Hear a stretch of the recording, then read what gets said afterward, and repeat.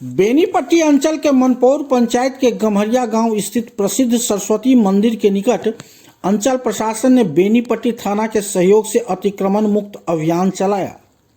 जानकारी के अनुसार मंदिर के निकट खाता संख्या 332 और खेसरा संख्या 4876 रकबा 1 बीघा 6 कट्ठा 16 धूर जमीन है, जो गैर मजरूआ आम बिहार सरकार की है, जहां 4 डिसमिल पर स्थानीय विजय कुमार झा सहित अन्य के द्वारा अतिक्रमण कर लिया गया था।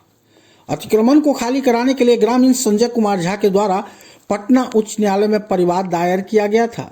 वहीं इसी मामले को लेकर अतिक्रमण वाद भी चला था, जिसके आलोक में सोमवार को कड़ाके के ठंड के बावजूद अंचलाधिकारी अभिषेक आनंद और बेनीपट्टी के अपर थानाध्यक्ष संजय कुमार दलबल के साथ गम्हरिया गांव पहुंचकर जेसीबी से अतिक्रमित भूभाग को खाली कराया है।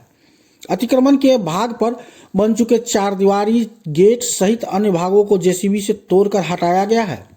इस दौरान राजस्व अधिकारी गणेश शाह, अंचल अमीन लोकेश कुमार सहित अन्य मौजूद रहे।